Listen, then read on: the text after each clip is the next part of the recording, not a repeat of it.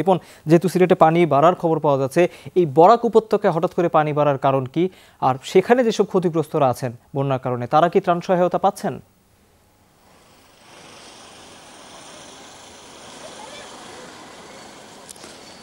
তহিদ, বরাক উপত্যকায় পানি বাড়ার কারণ হচ্ছে আসামে প্রচুর বৃষ্টিপাত হয়েছে। যখন মেঘালয়ে বৃষ্টিপাত একটু কমে যাওয়ার কারণেই কিন্তু আমি যে অঞ্চলে আছি কোম্পানিগঞ্জ, এখানকার কোম্পানিগঞ্জ, গোয়াইনঘাট, জৈন্তাপুর সহ কানাইঘাট এইসব এলাকায় কিছু পানি কমেছে। শুধু আসামে যেহেতু প্রবল বর্ষণ হয়েছে, গত 2 দিন থেকে প্রবল বর্ষণ হচ্ছে, সেই কারণে বরাক দিয়েই মূলত কুশিয়ারা নদীর যে পানিটি সেটি আসছে এবং সেই পানি বৃদ্ধির কারণেই যে 6টি উপজেলা সেখানে নতুন করে প্লাবিত হচ্ছে, নতুন করে মানুষ পানিবন্দী হয়ে যাচ্ছেন, আশ্রয় কেন্দ্রের দিকে ছুটছেন মানুষ।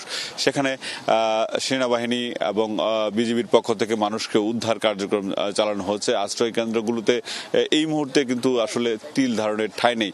শুধুমাত্র সেই যে জায়গায় পানি উঠেছে সেখানেই আশ্রয় কেন্দ্রের অবস্থা যে এরকম তা না।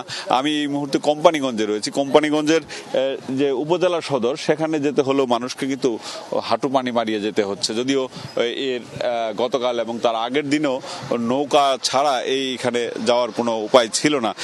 এখানকার মানুষ আসলে আমরা দেখছিলাম আশ্রয় কেন্দ্রগুলোতে দুর্বিষহ জীবন।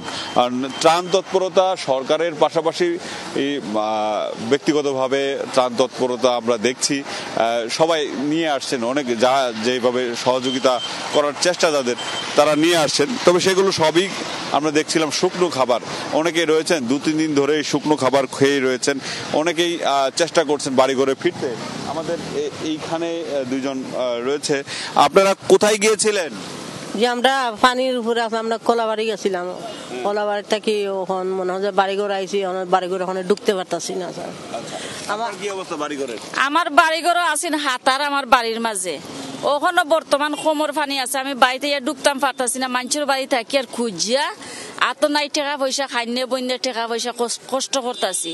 ওখানে যে আইসি বাড়িঘর দেখতাম, আবার ফিরিয়ে আরেকজনের বাড়ি গিয়া থাকতাম রাইত গিয়া, ওখানে বাড়ার লাগি যাইতে পারি না। রিপন, আপনাকে ধন্যবাদ।